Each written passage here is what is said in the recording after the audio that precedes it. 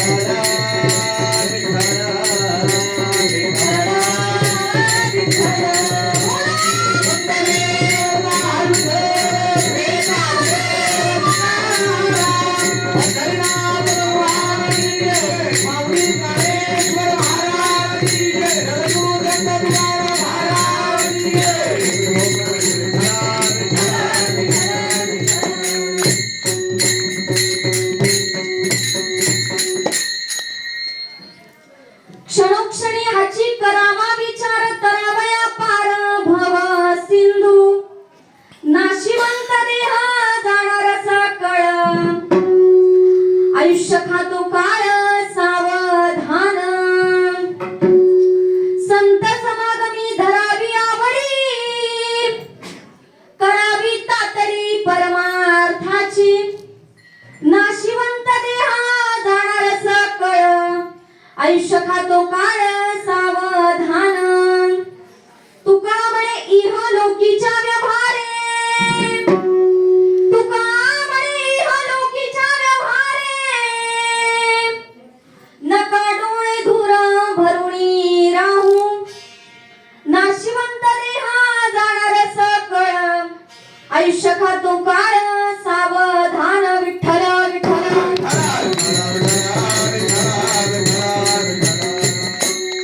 प्रस्तुताच सेवेकरता निवडलेला अभंग देहूचे सुप्रसिद्ध असे जगद्गुरु संत तुकोबाराय, ज्यांना कोणीही पदवी दिलेली नाही असे साऱ्या जगताचे जगद्गुरु संत तुकोबाराय यांचा हा 4 चरणांचा उपदेशपर प्रकरणातील अभंग आज 13व्या कार्यानिमित्त सेवेसाठी निवडलेला आहे. विठ्ठल विठ्ठल.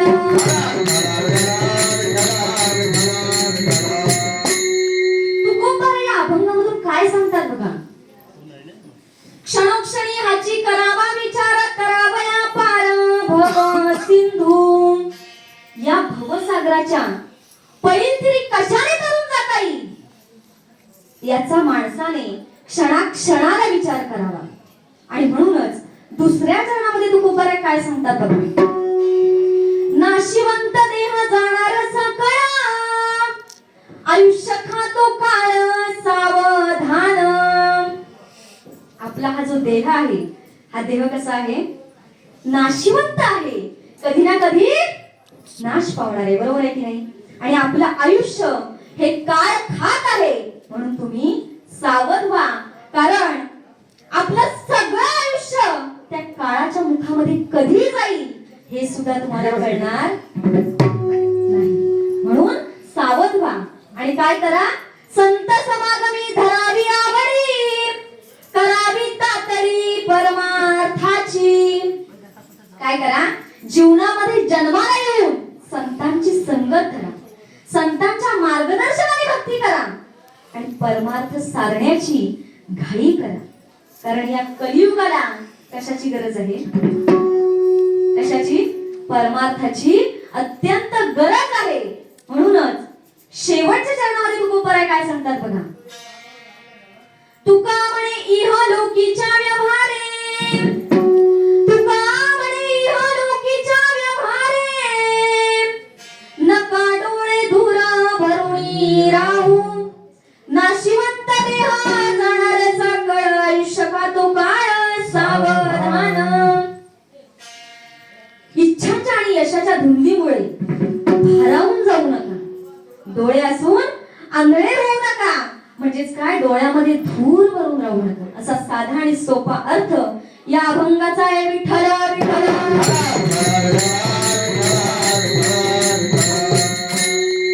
समचरणं सरोजं सांद्रणीना भूदावं, जगनवीत पाणी मंडनं मंडनानां, तरुण तुलसीमाला कंधरं कंजनेत्रं, सदा धवलहासं विठ्ठलं चिंतयामि, महायोग पीठे तटे भीमरथ्यां, वरं पुंडरीकाय दातो मुनींद्रे, समागतं तिष्ठन्तमानन्दं कन्दं, परब्रह्मलिङ्गं भजे पाण्डुरङ्गं.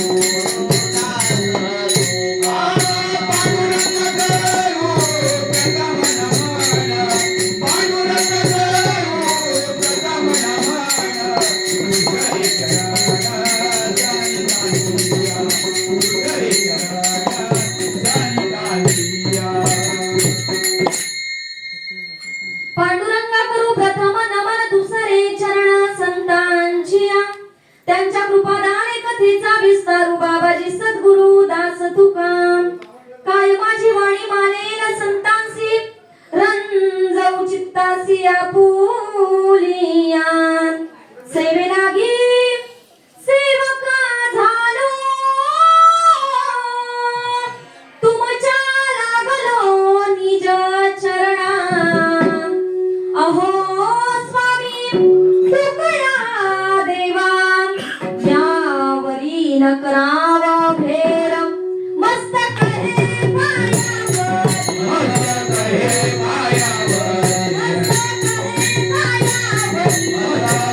पायावर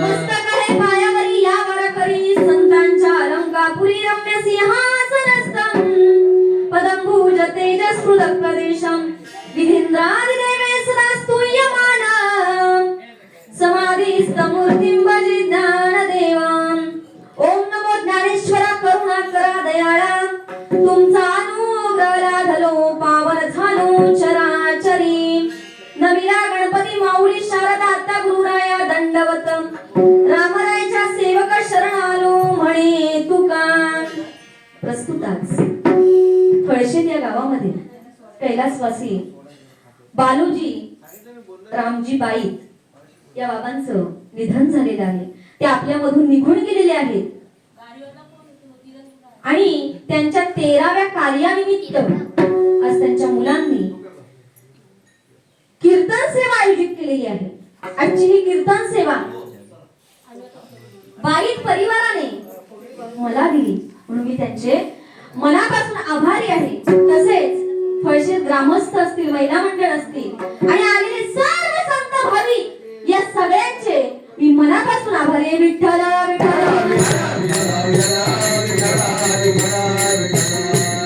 सेवेकरता निवडलेला अभंग क्षणोक्षणी हाची करावा विचार करावया पार भव सिंधू असं सांगायला खूप दुःख होतंय.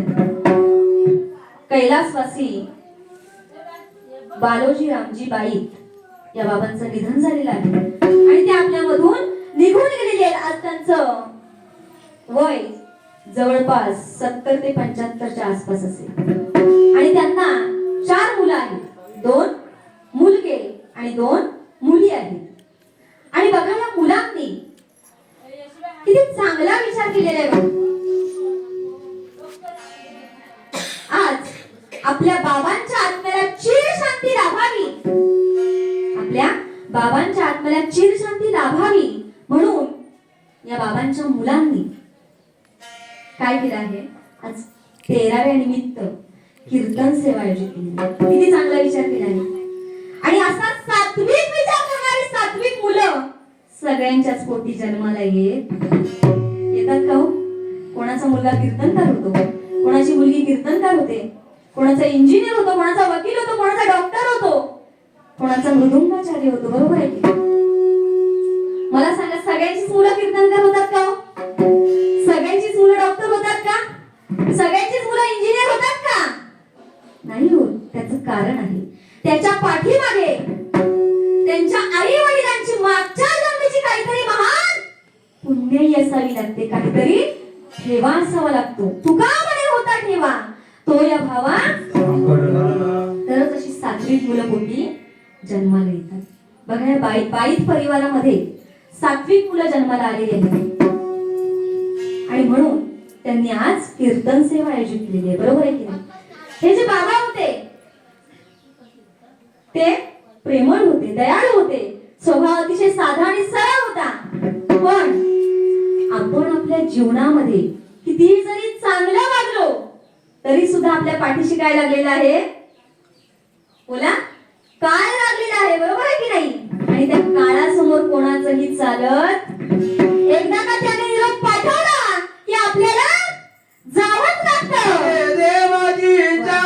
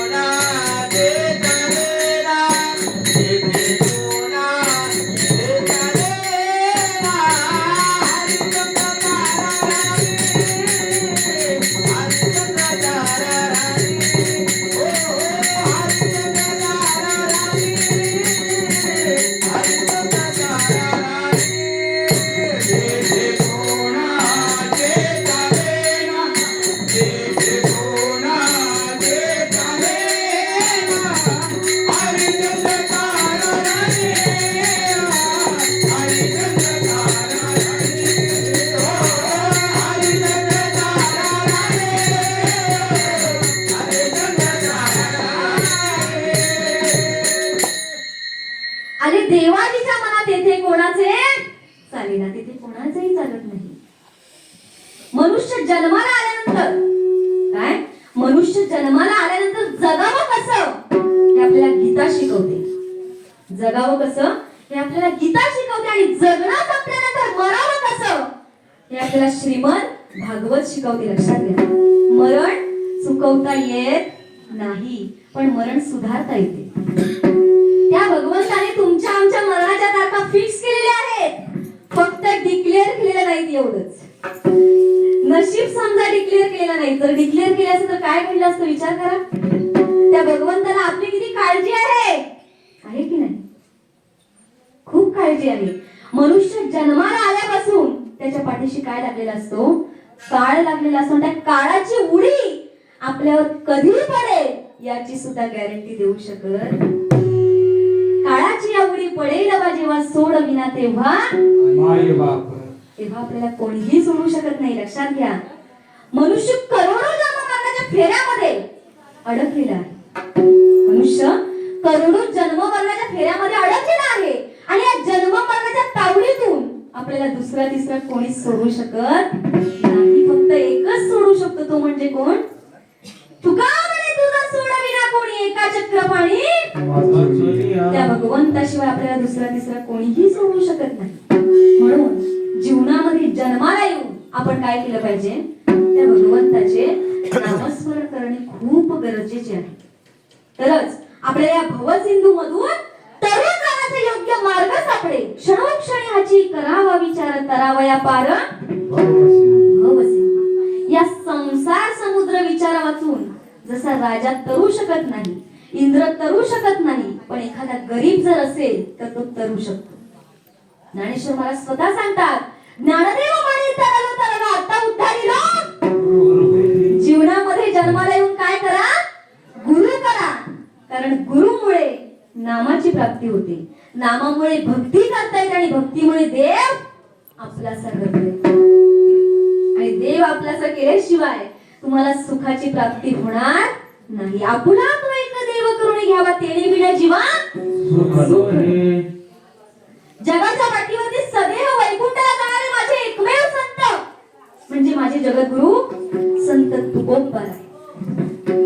ज्या वेळेस सदैव वैकुंठाला निघून गेले आणि ते पुन्हा मृत्यू लोकामध्ये आले, कशासाठी आले हो? कशासाठी आले? तुम्हा आम्हाला सर्व प्राणी मात्रांना या भवसिंधू मधून तरुण कसं जाता येईल याचा मुक्तीचा मार्ग सांगण्याकरता माझे जगद्गुरु तुकोबा पुन्हा कुठे आले? मृत्यू लोकामध्ये आले.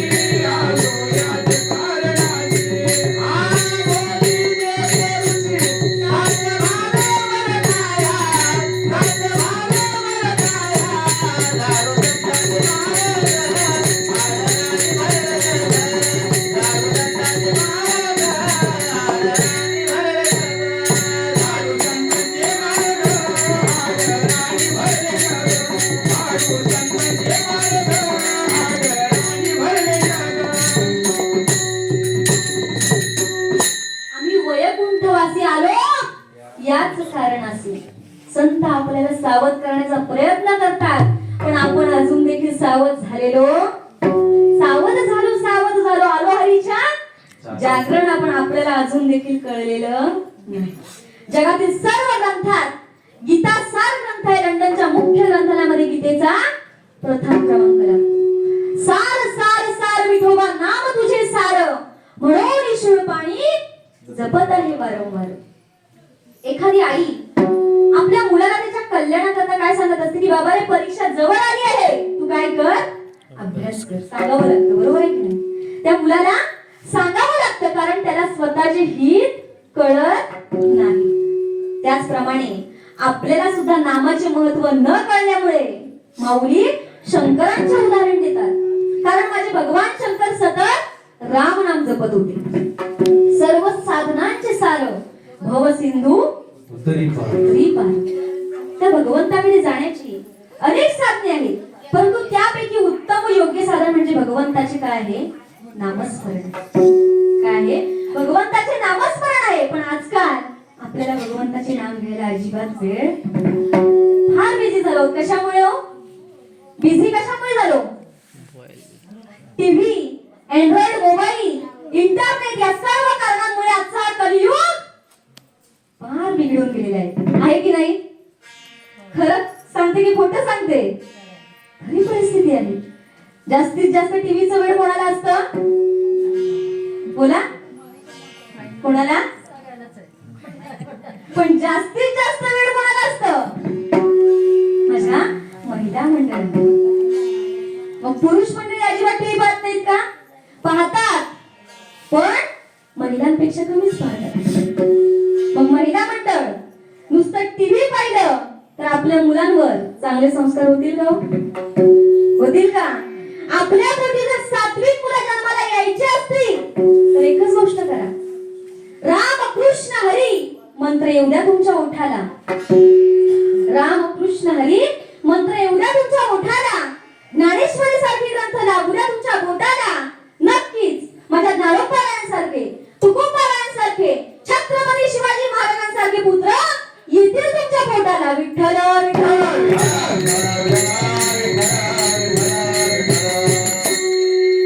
आणि जर सात्विक मुलं तुमच्या पोटी जन्माला आली तरच या कलियुगाचं काय होईल, कल्याण होईल. कारण या कलियुगाला खरी नवतरुणांची गरज आहे. म्हणून नवतरुणांवर चांगले संस्कार करा, त्यांना चांगलं काय वाईट कायची जाणीव करून द्या, तरच हा कलियुग चांगल्या पद्धतीने घडेल. नाही तर या कलियुगाचं पार वाटोळ होऊन जाईल. लक्षात घ्या. म्हणून आपल्या मुलांना चांगलं काय वाईट कायची जाणीव करून द्या. एखाद्याला जर सांगितलं भगवंताचे नाम घे, काय एखाद्याला जर आपण सांगितलं भगवंताचे नाम घे, तर तो आपल्याला काय म्हणतो, त्याने मला काय फायदा होईल, त्याने मला काय फायदा होईल. एवढा मनुष्य स्वार्थी आहे. आणि मनुष्यासारखा स्वार्थी प्राणी तुम्हाला कुठेच सापडणार, सापडेल का? मनुष्य एवढा स्वार्थी कोणीच नाही. बघा, एका राजकीय उमेदवाराच्या सभेमध्ये खूप गर्दी होती. राजकीय सभा तुम्हाला माहित असते कशी असते, बरोबर आहे की नाही? त्या सभेमध्ये खूप गर्दी होती, जेवढी गर्दी कीर्तनामध्ये सुद्धा नसते. आणि त्या सभेमध्ये एक दाढीवाला बसलेला होता. त्याची अशी भली मोठी दाढी होती. आणि त्या दाढीवाल्याच्या शेजारी एक बिडी ओढणारा बसलेला होता. कोण? बिडी ओढणारा. आता मला सांगा, तो बिडी ओढणारा असल्यामुळे त्याच्या खिशामध्ये काय असणार हो? काय असणार? तंबाखूची डबी. बिडी ओढणारा असल्यामुळे त्याच्या खिशामध्ये काय असणार? बोला, बिडी आणि माचीस असणार, बरोबर आहे की नाही? आता तुम्ही कीर्तनामध्ये आलात, जे कोणी तंबाखू खातात त्यांच्या खिशामध्ये काय असणार? बिडी असणार. काय असणार? तंबाखूच्या डब्या असणार, बरोबर आहे की नाही? अहो, तंबाखूमुळे काय होतो? कॅन्सर. काय होतो? कॅन्सर होतो. आणि एकदा का कॅन्सर झाला की तो या जगातूनच कॅन्सर होतो की नाही? हे आपल्याला माहित आहे, तरी सुद्धा तंबाखू नाही सोडत, बरोबर आहे की नाही? असो, तो बिडी ओढणारा असल्यामुळे त्याच्या खिशामध्ये काय होतं? बिडी आणि माचीस. त्याने बिडी काढली, माचीस काढला, त्या माचीस मध्ये उघडून पाहिलं तर त्यामध्ये काय होतं, एकच काडी होती. त्या माचीस मध्ये फक्त एकच काडी होती. त्या एका काडीमध्ये याची बिडी पेटली पाहिजे, बरोबर आहे की नाही? याने ती माचीसची काडी पेटवली. पेटवला म्हणून बाजूला कोण बसला होता? चुकून त्याच्या दाढीला ती लागली. त्या बिचारीची दाढी भरभर भरभर पेटू लागली. तो बिचारा दाढी विझवण्याचा प्रयत्न करू लागला, पण हा त्याला काय म्हणतोय, दादा थोडं थांबा, थोडं थांबा, आधी माझी बिडी पेटू आणि मग तुमची दाढी विझवतो. विठ्ठला विठ्ठला.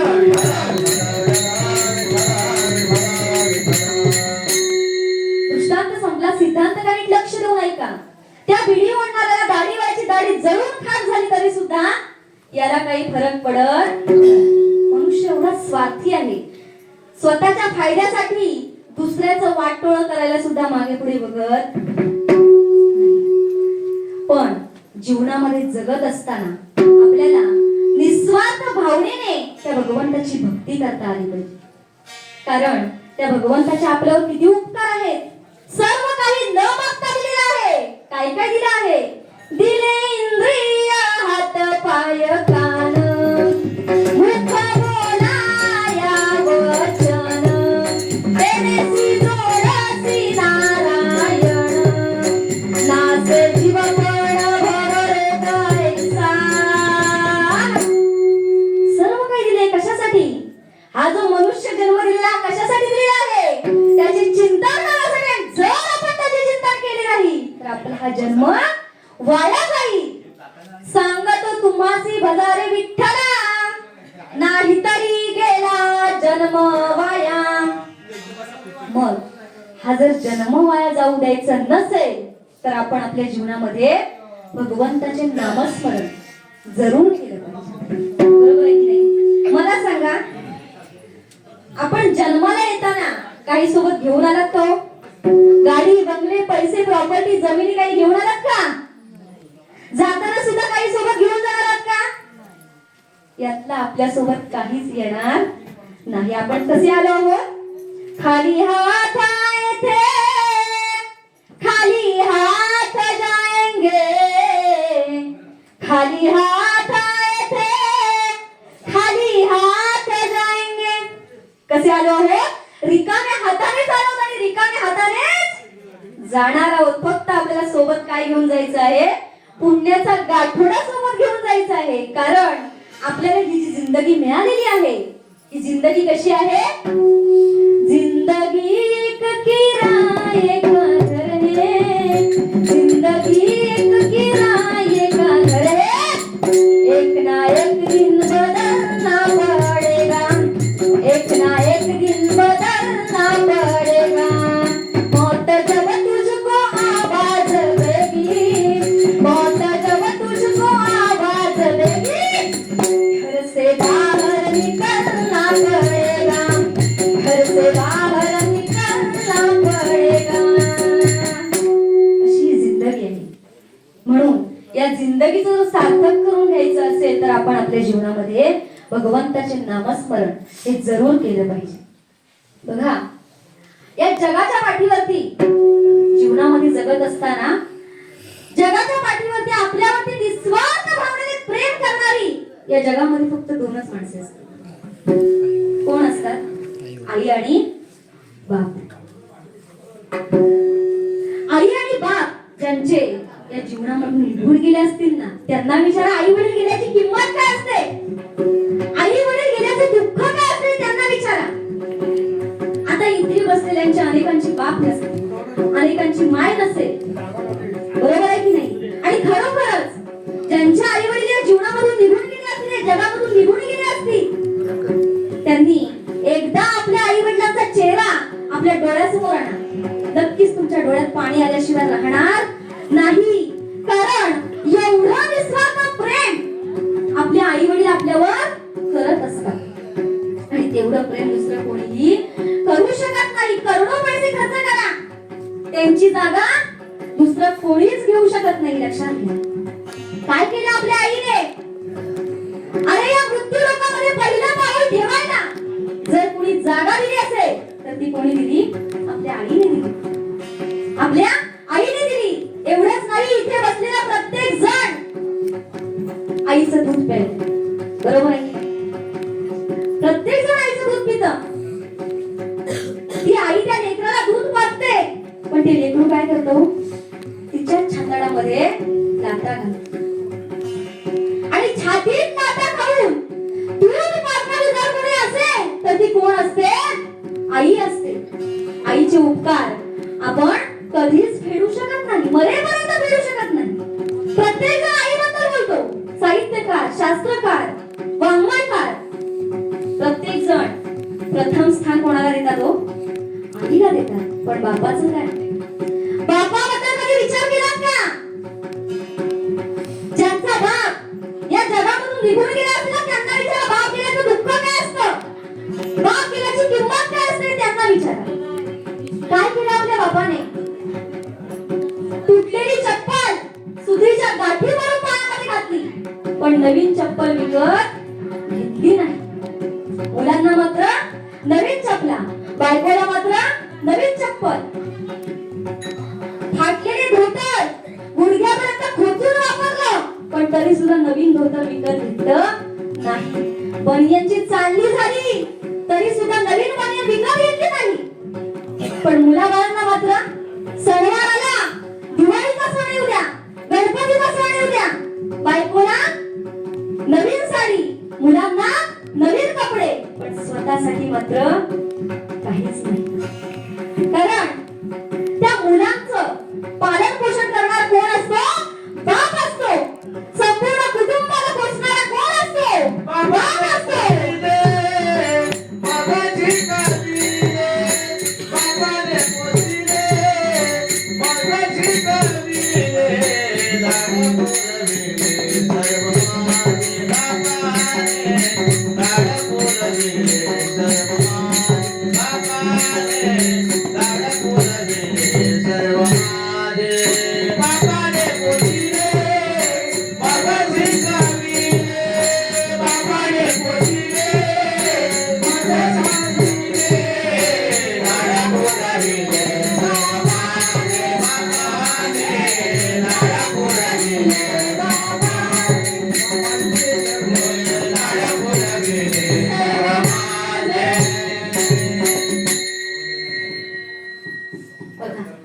संपूर्ण कुटुंबाचं पालन पोषण करणारा कोण असतो? बाप असतो. त्या बापाला आपण कुठेतरी विसरत चाललोय. जीवनामध्ये जगत असताना 2 वेळचं जेवण वाढून देणारी आई मात्र आपल्याला आठवते. घरी आल्यानंतर 2 वेळचं जेवण वाढून देणारी आई मात्र आपल्याला आठवते. पण त्या 2 वेळच्या जेवणाची व्यवस्था करणारा, त्यासाठी धडपडणारा, कष्ट करणारा बाप मात्र आपण कुठेतरी विसरत चाललो नाही. एवढंच नाही, लेकराला नोकरी लागली की गावभर मेळा म्हणणारी आई मात्र आपल्याला आठवते. पण ती नोकरी लागावी यासाठी धडपडणारा, 20% व्याजाने कर्ज काढणारा आणि आयुष्यभर त्याची परतफेड करणारा बाप मात्र आपण कुठेतरी विसरत चाललो. एखाद्या शाळेमध्ये गेल्यानंतर शिक्षकांनी निबंध लिहायला सांगितलं, तुमची आवडती व्यक्ती यावर निबंध लिहायला सांगितला.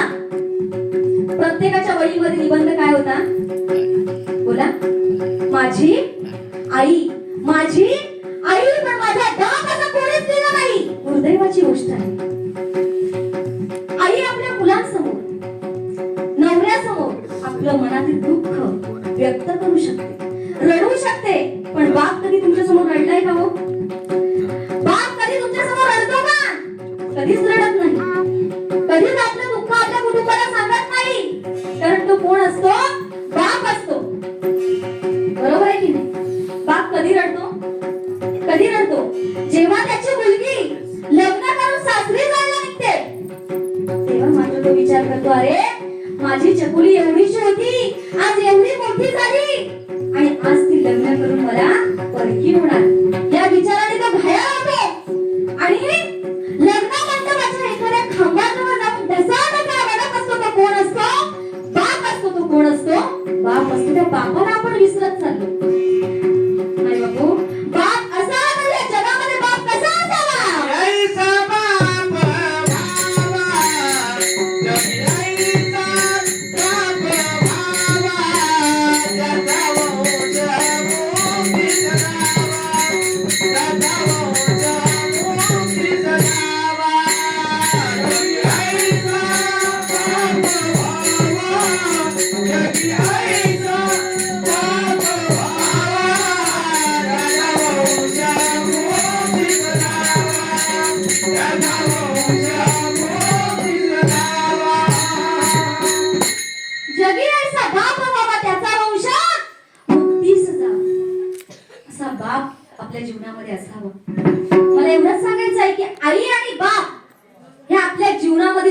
खांब आहेत, लक्षात घ्या.